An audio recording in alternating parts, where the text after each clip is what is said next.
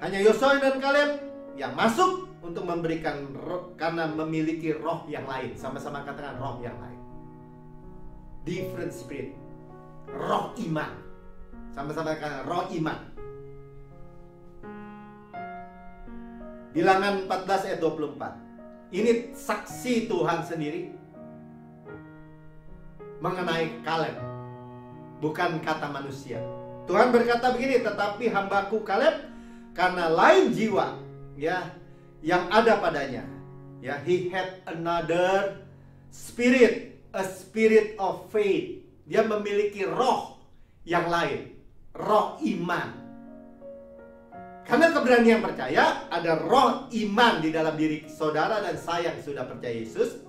Kita berkata, saya adalah kebenaran Allah dalam Kristus dan saya mewarisi Kanaan. Sama-sama katakan, saya adalah kebenaran Allah di dalam Kristus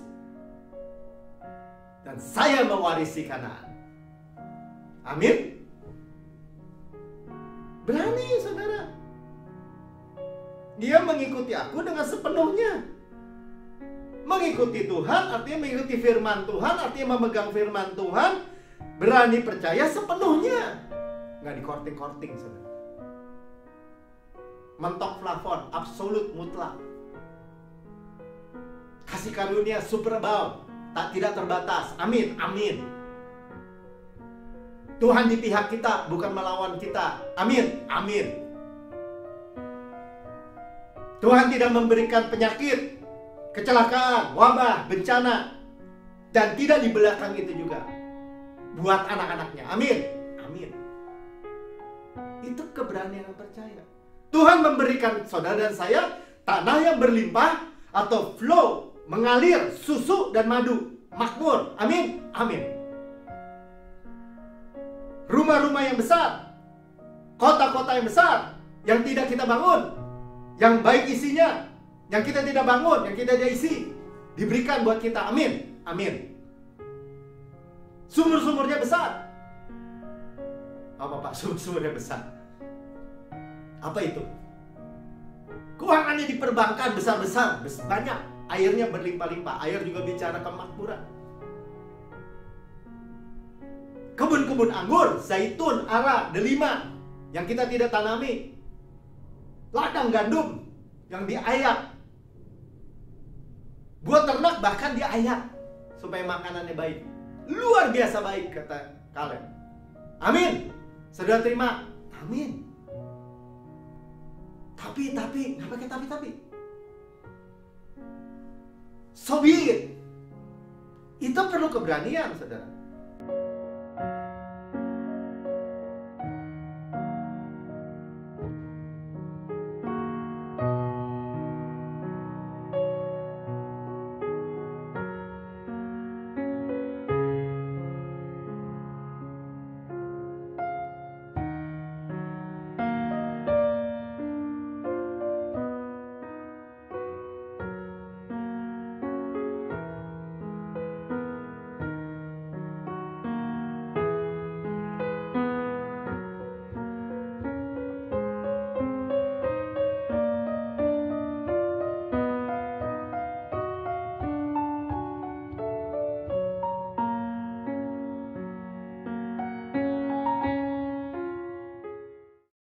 Shalom, saudara-saudaraku yang paling dikasihi oleh Tuhan Yesus.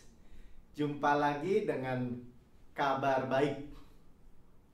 Yesus dan karyanya yang sempurna di kayu salib. Dalam tayangan, sebagaimana Yesus di surga, demikian kita di bumi sekarang ini. Yesus di surga layak terima kuasa dan kekayaan dan hikmat dan kekuatan dan hormat dan kemuliaan dan berkat. Demikian kita di bumi sekarang ini. Karena kita percaya bahwa Yesus itu yang kita pandang indah dari segala sisi. Depan, belakang, kiri, kanan, luar, dan dalam. Dia adalah indah. Dia adalah mulia. Dan dia adalah korban bakaran buat kita. Waktu dia kuat, dia tidak sombong. Waktu dia lembut, dia tidak lemah. Yesus sekuat baja, selembut bludu. Dia raja segala raja, Tuhan segala Tuhan. Sekaligus hamba yang melayani kita.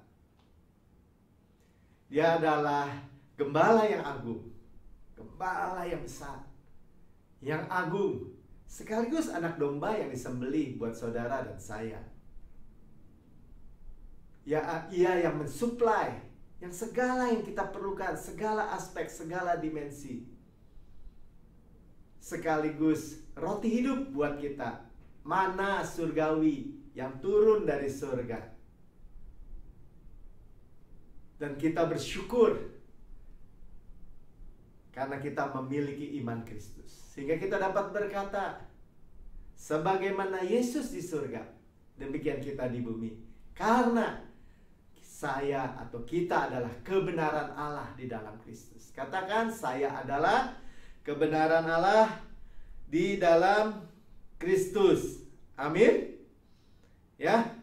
Dan kita sedang di dalam perjalanan kita untuk merenungkan buku Unmerited Favor. Kita sudah sampai bab yang ke-14 dengan judul Rahasia atau misteri daripada sukses atau keberhasilan yang baik.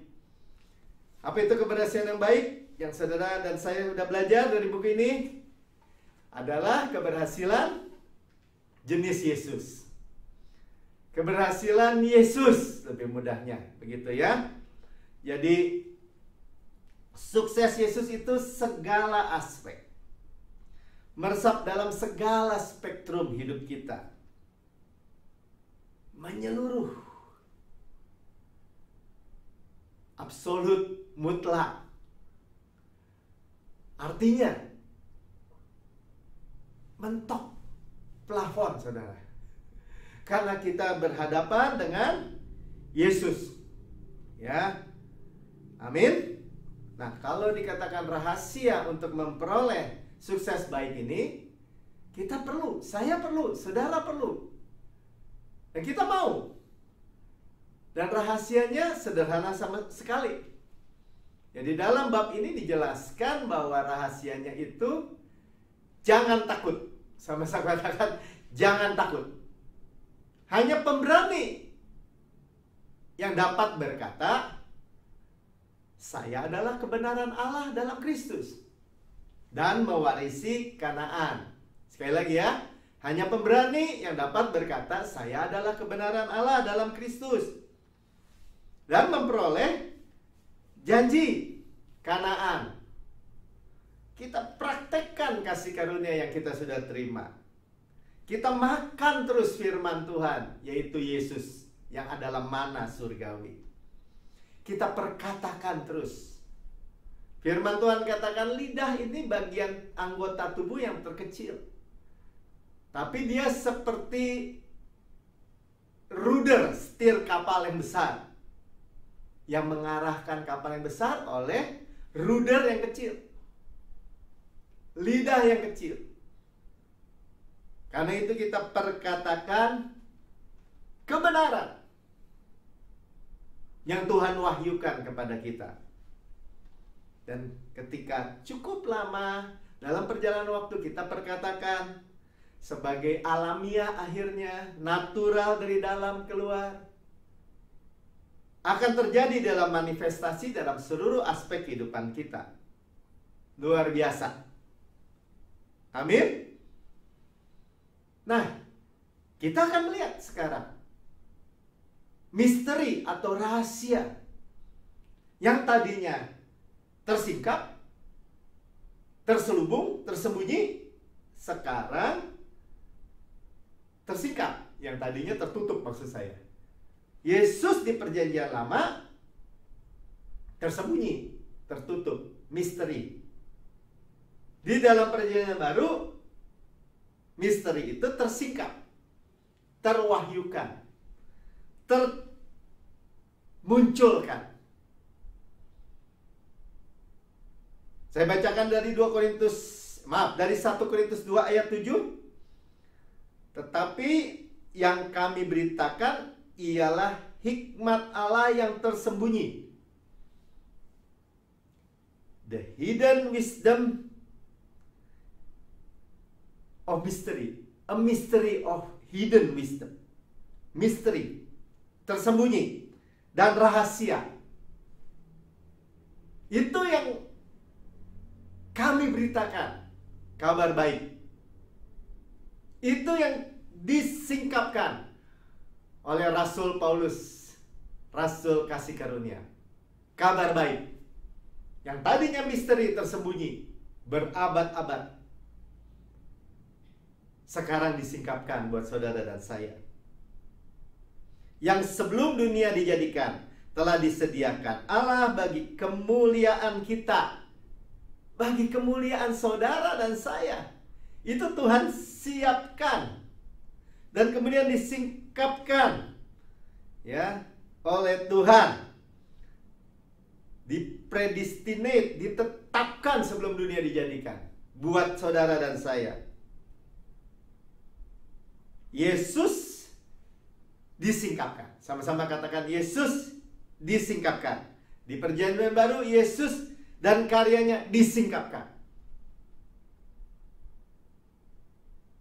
Amin. Ya, dan ketika kita menerima kabar baik ini, Injil kabar baik yang diberitakan, kita percaya, kita menerima. Tidak ada side effect, tidak ada efek buruk. Karena iblis begitu takut, dia menyebarkan isu-isu, desas-desus. Kalau menerima kasih karunia secara murni atau radikal, maka akan berbahaya, beracun. Itu kabar buruk. Kabar baiknya saya sudah sampaikan di dalam Amsal 10 ayat 22. Ya, berkat Tuhan tidak ada sorrow, tidak ada penderitaan. Berkat Tuhan yang menjadikan kaya, He added no sorrow with it. Dia tidak tambahkan dengan duka cita. Amin.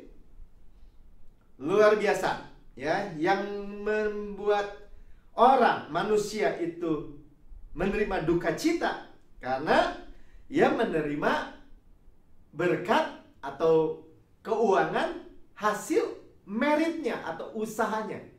Kalau unmerited, artinya kita tidak layak, kita tidak usahakan, tidak upayakan, tidak ada duka cita.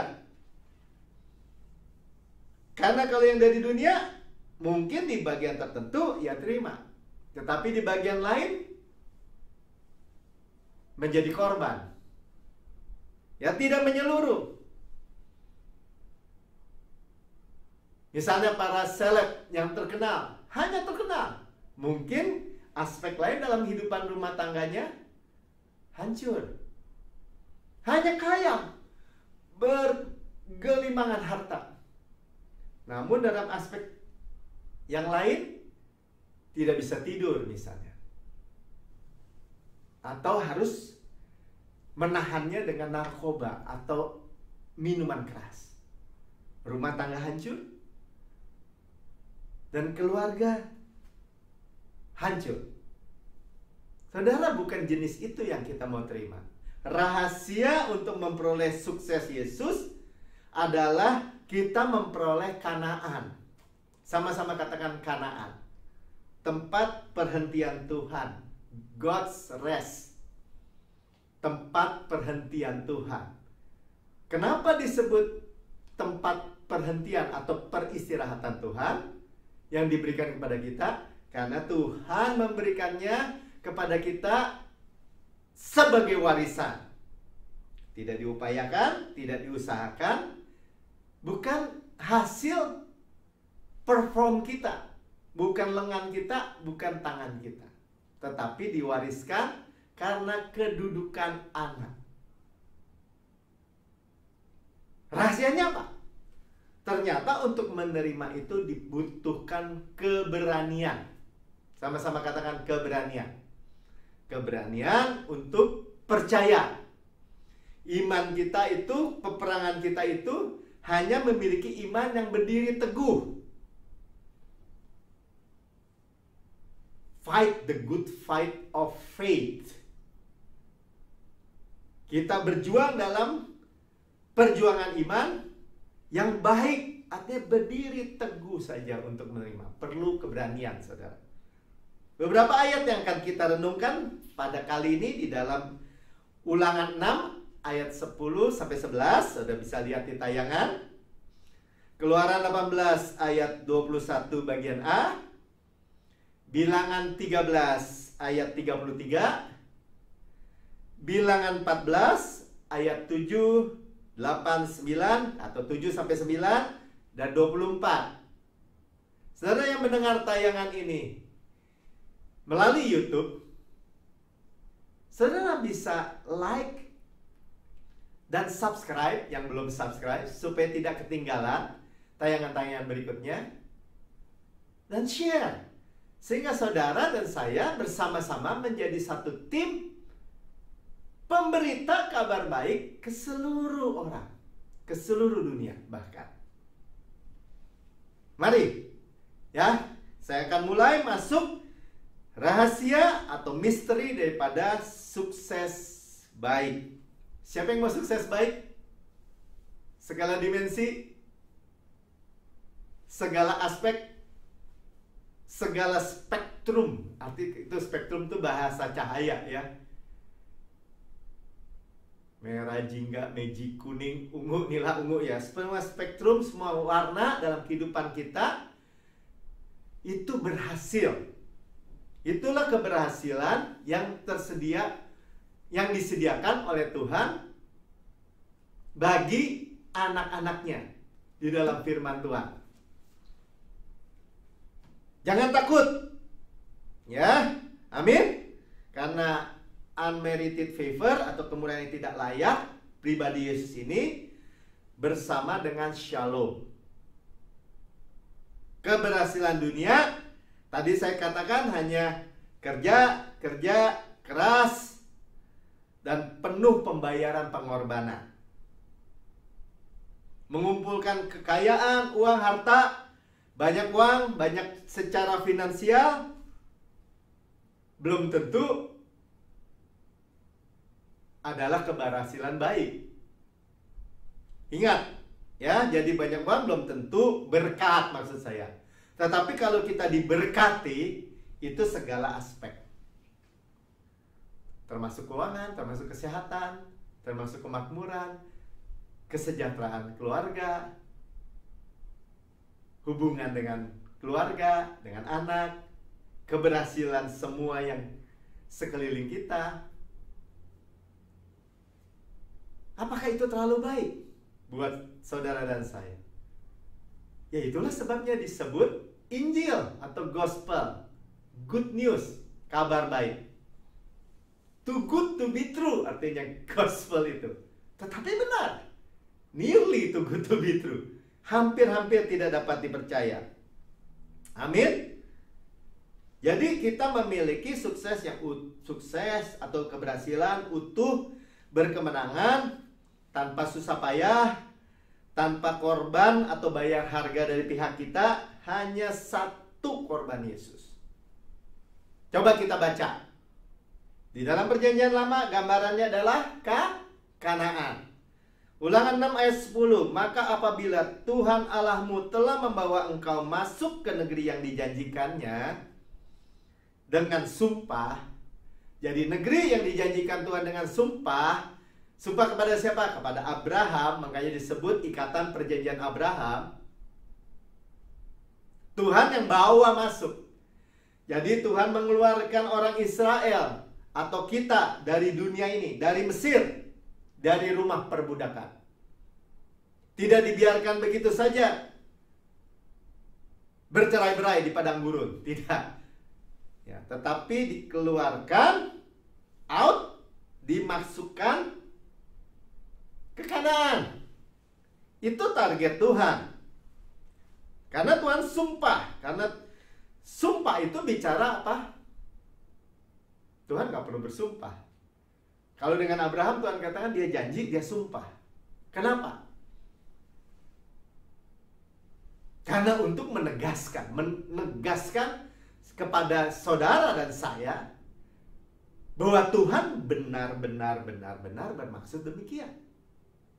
Kita bagian yang sering tidak percaya. Karena itu Tuhan bilang, saya sumpah demi dirinya sendiri kepada nenek moyangmu, yakni Abraham. Ya, lihat ya, ini perjanjian, ikatan perjanjian Abraham, Ishak dan Yakub.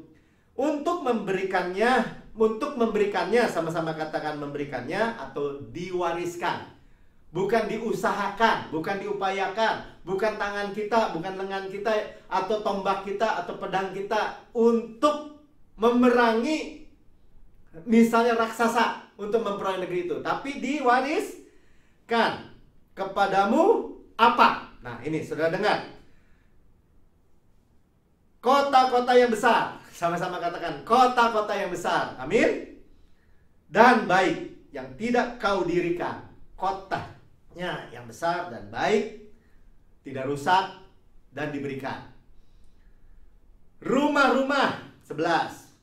Rumah-rumah sama, yang penuh berisi barang-barang yang baik, yang tidak kau isi. Berarti dia harus terima rumah yang baik. Beres. Sumur-sumur yang tidak kau gali. Kebun-kebun anggur dan kebun-kebun zaitun yang tidak kau tanami. Sumur bicara apa? Air. Air bicara apa? Pada zaman Musa, air itu sama juga dengan emas. Ya zaman sekarang juga air akhirnya kita beli juga ya. Air kemasan. Pada zaman dahulu itu sama juga harta. Gali sumur, keluar air. Itu sama juga memiliki perbendaharaan yang luar biasa. Dan kebun-kebun anggur, zaitun. Anggur bicara apa? Darah Yesus. Zaitun bicara pengurapan Yesus. Ada ara, ada delima. Yang tidak kau tanami. Tidak ditanami oleh kita, tetapi kita makan buahnya. Dan apabila kau sudah makan dan menjadi kenyang. Ya, sampai situ ya, ayat yang ke-11. Tuhan memiliki target. Sama-sama katakan, Tuhan memiliki target bagi kita. Tuhan memiliki tujuan bagi kita, yaitu Kanaan. Amin. Tempat perhentian Tuhan. Tuhan mau mewarisi berkat-berkatnya kepada kita tanpa susah payah. Tanpa susah payah. Kalau saudara dengar ini, saudara miliki nggak keberanian untuk percaya? Apakah saudara takut dengan perkataan ini? Apakah saudara dan saya takut sehingga menolaknya seperti sebagian besar dari orang Israel? Bahkan ketika mereka sudah sampai perbatasan di Kades Barnea. Kenapa saudara? Padahal Musa pada waktu itu memimpin bangsa itu, mengikuti saran mertuanya, ya, untuk memilih pemimpin-pemimpin. Dari 12 suku, masing-masing pemimpin yang cakap. Artinya cakap artinya apa? Pemimpin-pemimpin yang benar. Pemimpin-pemimpin yang hebat. Ya, pemimpin-pemimpin yang dikatakan tidak tamak, dapat dipercaya. Apa kegagalan mereka? Apa kegagalan mereka? Coba kita mendengar ya sarannya mertuanya Musa kepada Musa ketika Musa harus memimpin 3 juta bangsa Israel sendirian, ya repot. Dikasih pemimpin 100, pemimpin 50, pemimpin 10. Tapi ada yang pemimpin di bawah Musa langsung. Ring 1. Keluaran 18 ayat 21 bagian A. Di samping itu kau carilah dari seluruh bangsa itu orang-orang yang cakap dan takut akan Allah. Berarti punya kualitas. Cakap dan takut akan Allah. Orang-orang yang dapat dipercaya. Nggak tukang bohong gitu. Dan yang benci kepada pengajaran suap. Ya, nggak terima sogokan.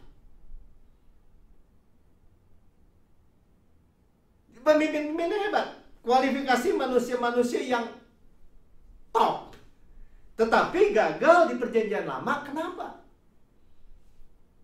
Kan kita tahu, mereka akhirnya pemimpin-pemimpin itu yang akhirnya harus mengintai tanah Kanaan ketika mereka sampai di perbatasan. Saudara, kita dapat belajar dari kisah ini. Ini juga salah satu tragedi yang terbesar.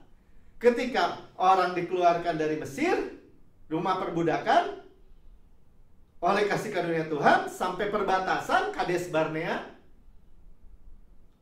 mereka bersungut-sungut dan meminta kepada Musa, mendesak kepada Musa untuk mengintai dulu. Nanti kita akan lihat di bagian yang kedua ya. Mereka mengintai itu karena ada ketidakpercayaan kepada Tuhan. Ya tentu karena mereka melihat diri mereka sendiri. Kita intai dulu, negerinya kayak gimana? Benar nggak kata Tuhan? Jangan-jangan ada raksasanya. Benar. Jadi saudara, yang pertama, ketika orang takut, itu mulai tidak percaya sepenuhnya apa yang Tuhan sudah katakan. Misalnya Tuhan sudah katakan, sudah selesai. Kamu adalah kebenaran Allah dalam Kristus.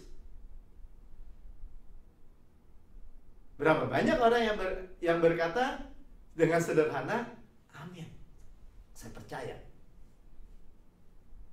Pemimpin-pemimpin yang memiliki kualifikasi top, takut akan Tuhan, benci suap, dapat dipercaya, top. Tetapi 10 menyampaikan kabar buruk. Hanya 2 yang menyampaikan kabar yang berbeda, kabar baik. Terus kita lihat ya. Jadi kenapa mereka gagal? Karena semua memandang kepada diri. Mereka melihat raksasa yang dilihat juga oleh Kaleb dan Yosua di satu sisi, yang 10 juga melihat. Kaleb dan Yosua juga tidak mengatakan tidak ada. Tidak menyangkali ada raksasa. Pemimpin-pemimpin itu melihat juga. Tapi perkataannya berbeda karena cuma satu masalah. Takut atau tidak takut? Takut atau pemberani? Takut atau pemberani? Penakut atau pemberani? Penakut bukannya sok-sokan, sombong-sombongan, bukan. Mereka bahkan berani menentang Tuhan, melawan Tuhan. Itu bukan keberanian. Mari kita lihat. Ya, keberanian itu membuat Kaleb dan Yosua berani percaya bahwa Tuhan mewarisi, bukan suruh mereka berperang. Ya kan perang, Pak, kan ada raksasanya.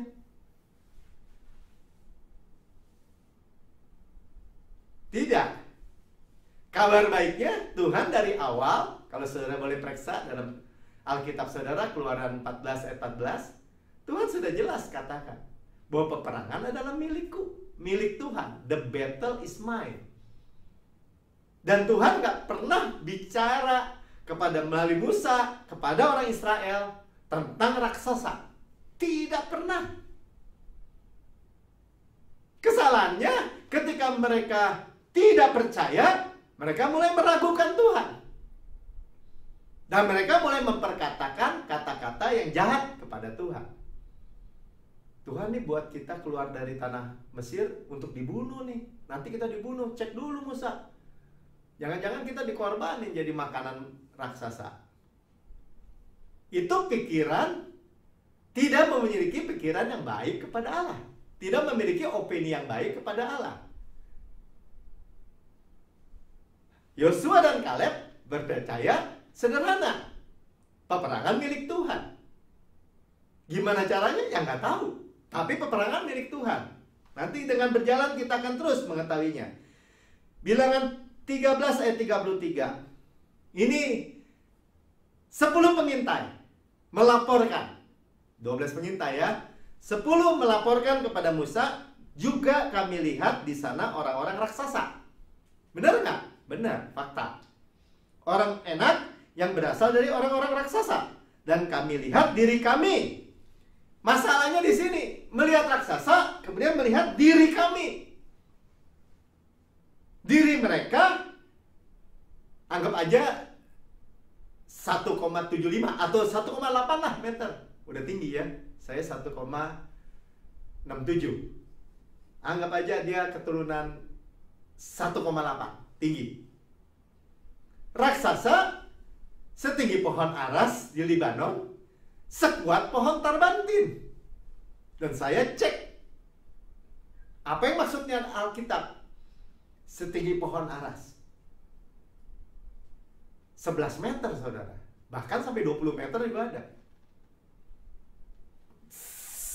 2 meter dibandingkan dengan 11 meter. Dan sekuat pohon tarbantin.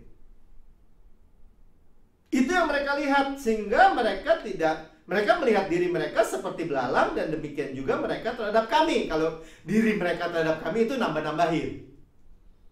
Karena belakangan setelah 40 tahun atau bahkan 45 tahun kemudian, ketika benar-benar orang Israel dengan generasi yang berikutnya 20 tahun ke bawah, sejak di Kades Barnea, yang 20 tahun ke atas sudah mati berhamparan di padang gurun, yang 20 tahun ke bawah akhirnya dibawa dengan generasi yang baru ini oleh Yosua sebagai pemimpin. Mereka bertemu dengan pelacur Rahab yang berkata, "Kok lama bener kamu lihat datang? 40 tahun yang lalu sebenarnya kami semua nih orang Kanaan, hatinya sudah meleleh. Kami semua sudah gemetar dan gentar menghadapi kalian." Jadi sebenarnya musuh sudah lebih gentar, saudara. Maksud saya itu aja. Jadi nambah-nambahin. Ya, dengan berkata mereka terhadap kami melihat kami itu belalang.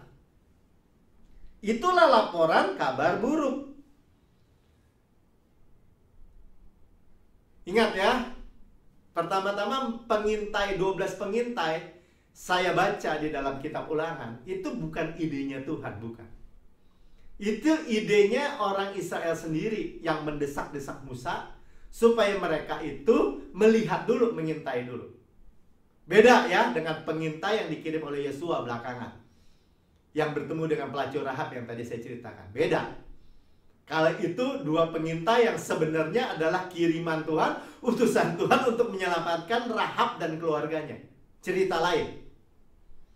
Bilangan 14 ayat 9, kabar baik, sama-sama katakan kabar baik. Hanya, kata Kaleb, jangan memberontak kepada Tuhan.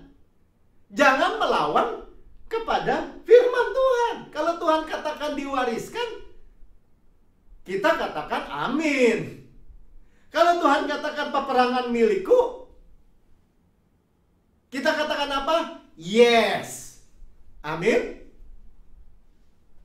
Dan janganlah takut. Ini perkataan kasih karunia. Janganlah takut. Jadi rahasianya apa? Janganlah takut. Terus ya, kepada bangsa negeri itu, kepada raksasa itu. Kenapa Pak jangan takut? Lihat, 10 pengintai melihat raksasa. Yosua dan Kaleb melihat raksasa juga.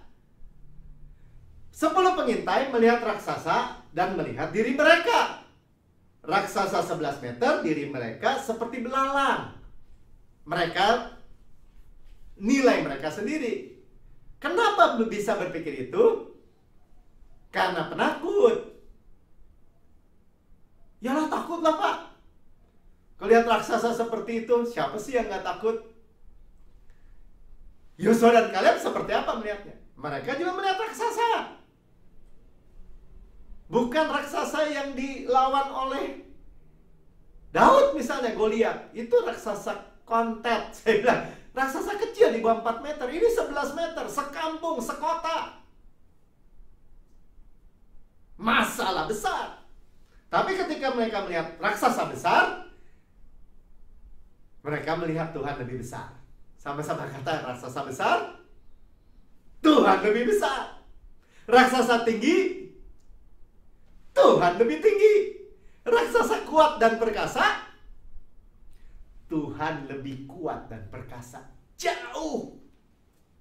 Itulah rahasia. Kenapa Kaleb berkata, sebab mereka akan kita telan habis. Ya, dalam bahasa King James Version-nya, for they are bread, lechem, like bread for us. Raksasa itu bread, mereka itu roti bagi kita, lechem. Nanti di bagian kedua kita akan melihat kenapa akhirnya si pemberani Kaleb ini dan Yosua memiliki hati yang lain. Kenapa dia makan terus lechem, roti itu selama 40 tahun. Yang melindungi mereka sudah meninggalkan mereka. Sudah baca bersama-sama saya. Sedang Tuhan menyertai kita. Kita sudah belajar berbab-bab di dalam unmerited favor. Ketika Tuhan menyertai Yusuf, ketika Tuhan menyertai kita, ketika Tuhan menyertai Daud, menyertai pahlawan-pahlawan iman, maka Tuhan membuat kita semua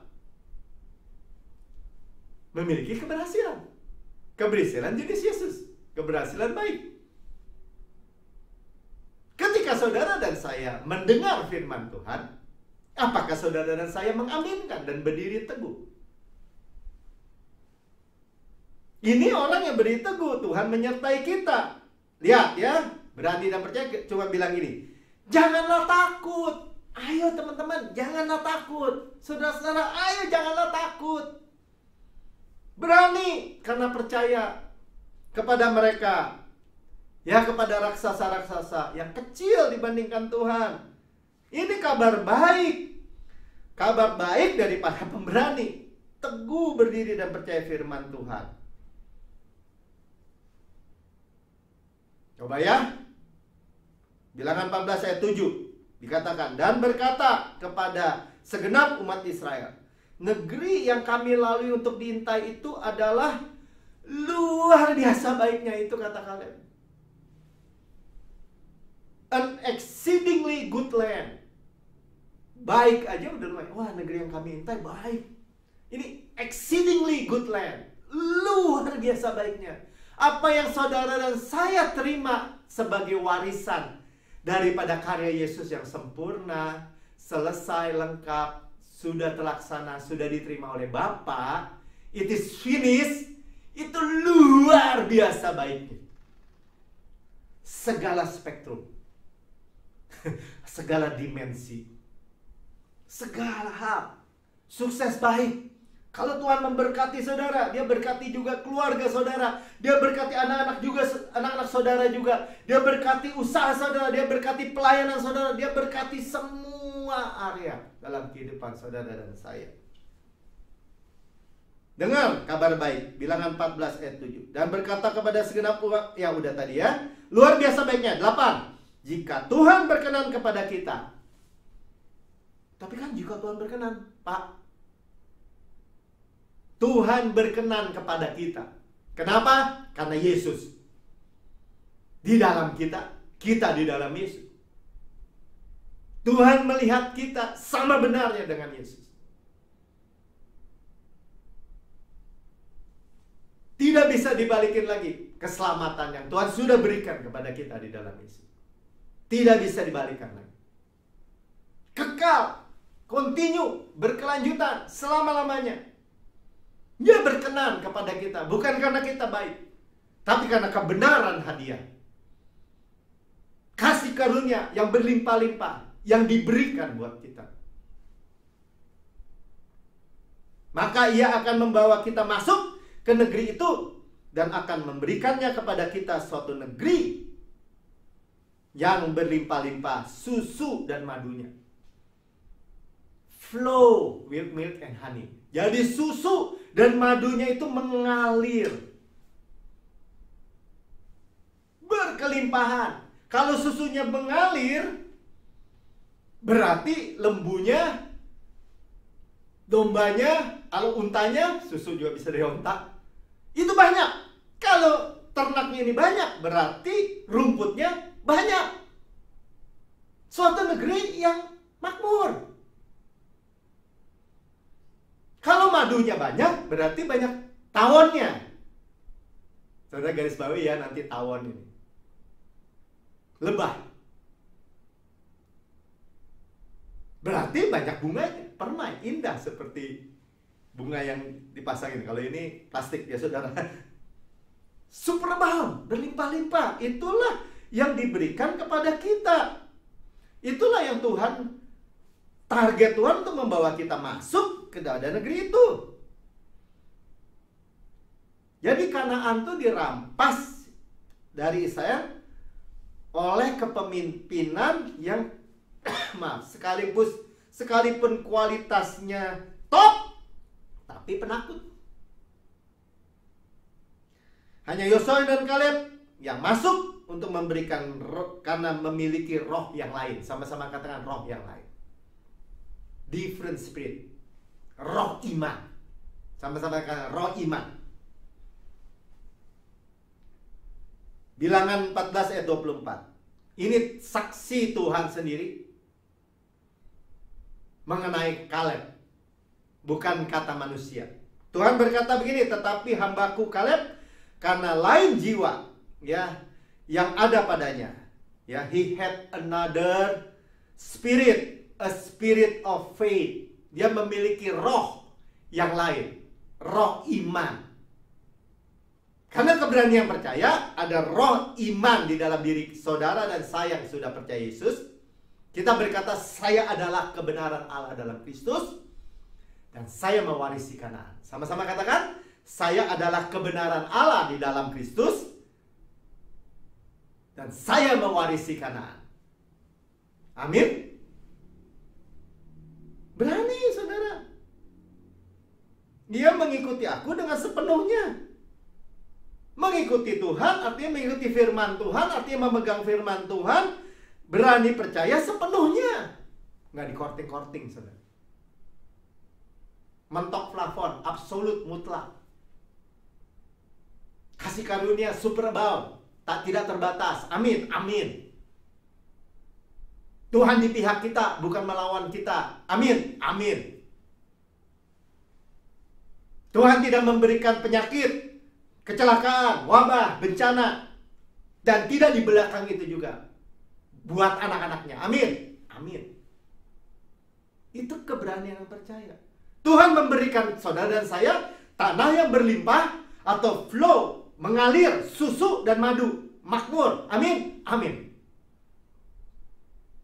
Rumah-rumah yang besar, kota-kota yang besar yang tidak kita bangun, yang baik isinya, yang kita tidak bangun, yang kita tidak isi, diberikan buat kita. Amin, amin. Sumur-sumurnya besar. Apa Pak? Sumur-sumurnya besar. Apa itu? Keuangannya di perbankan besar-besar, banyak. Airnya berlimpah-limpah. Air juga bicara kemakmuran. Kebun-kebun anggur, zaitun, ara, delima yang kita tidak tanami. Ladang gandum yang diayak. Buat ternak bahkan diayak supaya makanannya baik. Luar biasa baik kata Kaleb. Amin. Saudara terima? Amin. Tapi, nggak pakai tapi. So be it. Itu perlu keberanian, saudara. Saya memberikan rahasia dari buku ini, memberikan rahasia yang sederhana. Simple. Alkitab itu, Bible is simple. Bagian rumitnya, bagian susahnya, bagian yang nggak mungkinnya udah ditanggung Yesus. Saudara dan saya hanya menerima dengan roh iman, tangan yang terbuka menerima. Hanya inilah, iman inilah mata uang surgawi yang berlaku. Tuhan hanya melihat iman. Dan kita memiliki iman Kristus. Saya percaya bahwa Yesus percaya 2000 tahun yang lalu mati buat saya. Dan memberikan semua berkatnya buat saya. dan saudara tentu saja yang percaya, yang mau menerima. Percaya, menerima, menikmati Kanaan. Akan kubawa masuk ke negeri yang telah dimasukinya itu. Yosua dan Kaleb, kamu memiliki roh yang lain. Roh iman. Kamu sudah mengintai, udah pernah masuk, keluar, tetap bawa berita baik. Kabar baik. Aku akan masukkan kamu lagi nanti. Itu milikmu. Dan keturunannya akan memilikinya. Sama-sama katakan, memilikinya. Dia memiliki tanah yang berlimpah susu dan madunya itu. Tanpa bersusah payah. Jadi raksasa besar, sekali lagi, Tuhan lebih besar. Raksasa tinggi, Tuhan lebih tinggi. Raksasa kuat, raksasa perkasa, Tuhan lebih kuat, lebih perkasa. Semua masalah kecil kalau ada solusi. Masalah besar, ada solusi, jadi kecil.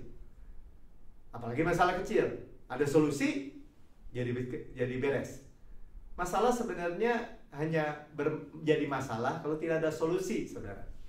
Tidak ada jalan. Kita memiliki Yesus yang adalah jalan, kebenaran, dan hidup. Ingat ya, sama-sama segala aspek, segala dimensi, segala spektrum menyeluruh. Itulah yang disebut sukses atau keberhasilan baik jenis Yesus. Dan kita sudah memperoleh rahasianya apa?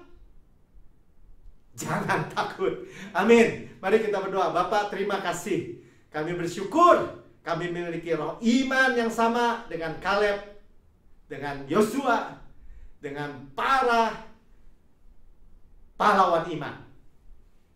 Kami percaya Tuhan bahwa Yesus, iman Yesus juga, bahwa Yesus sudah membayar semua, sehingga kami dapat berkata kami adalah kebenaran Allah di dalam Kristus. Dan Kanaan, tempat perhentian Tuhan, God's rest, adalah warisan kami.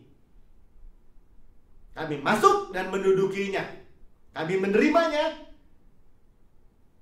dalam semua aspek kehidupan kami. Tanah yang mengalir susu dan madu, sumur-sumur yang besar, yang baik isinya, yang membual-bual, yang tidak kami gali, kota-kota, rumah-rumah, raksasa yang besar, yang baik isinya, yang tidak kami bangun, kebun-kebun anggur, zaitun, ara, delima, gandum yang diayak, yang tidak kami tanami, tapi kami makan buahnya, kami menikmati sampai kenyang. Bahkan harta karun Kristus, harta karun di seluruh tanah Kanaan itu menjadi milik kami. Terima kasih Bapak. Kami memiliki keberanian percaya by grace, oleh kasih karunia Tuhan. Kami menerimanya.